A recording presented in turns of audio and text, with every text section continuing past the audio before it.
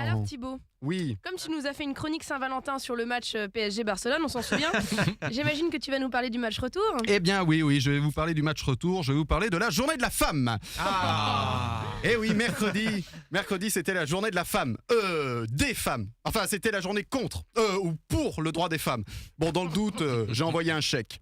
Alors, après une longue période de solde, vous devez bien une journée pour vous reposer. Et vous en avez de la chance, hein. Vous avez une journée par an, hein. Nous les hommes, la prochaine c'est en 2018, pour la Coupe du Monde de foot. Alors j'ai lu plein de messages hier, hein. Les femmes n'étaient pas contentes de cette journée. Alors on vous donne une journée et vous râlez. Bon ça, on a l'habitude. Mais il faudra pas râler quand vous serez égal aux hommes. Non, parce que comme nous, vous serez égoïste, lâche, infidèle, immature. Alors, je sais, vous vous dites cette chronique va tourner à la misogynie. C'est bien mal me connaître. Je sais même pas écrire ce mot. Non, je ne suis pas misogyne. Hier par exemple, j'ai bu des canettes et mangé dans des assiettes en carton pour pas que ma copine fasse la vaisselle. Bon, au pire, elle l'aurait faite le lendemain. Je suis pas non plus macho à mort, tu vois. Mais non, je ne suis pas misogyne. Par exemple, je suis contre le baise-main. Vous ne le savez pas, mais le baise-main est une technique inventée pour renifler la qualité de la viande. Mais c'est très bien de rappeler les inégalités entre les sexes, le machisme de certains hommes. Bon, du coup, le 8 mars, c'est la journée où il y a le plus d'accidents domestiques, d'intoxication alimentaire et des gamins oubliés à 16h devant les grilles de l'école.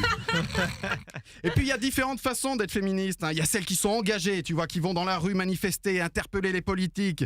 Et puis il y a celles qui se prennent en photo, en legging, dans le miroir de leur salle de sport et qui mettent hashtag girl power, hashtag journée de la femme, hashtag 2 salles, 2 ambiances.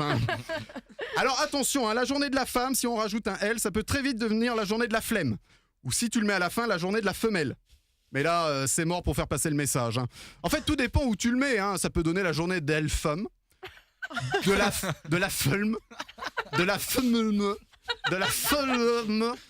la Non, là, j'ai juste un truc dans la gorge. Bon, je vous dis tout. Je devais commencer ma chronique avec cette verve poétique. Femme, je te dédie ces mots. À toi, rien qu'à toi. Et puis quand j'ai vu les saloperies que j'écrivais, je me suis dit, on va pas se fâcher avec certaines. Bon, bah tant pis. Alors, comme c'était la journée de la femme, j'aimerais que Léa termine cette chronique. Ça sera le mot de la femme. Le mot de la femme sera d'Alfred de Musset. Ah, Logique. Tous les hommes sont menteurs, inconstants, faux, bavards, hypocrites, orgueilleux et lâches. et voilà. Il n'y a même pas de punchline, c'est juste comme ça, un constat sur les hommes. Après toutes les saloperies que je viens de dire. Voilà, c'est de bonne guerre.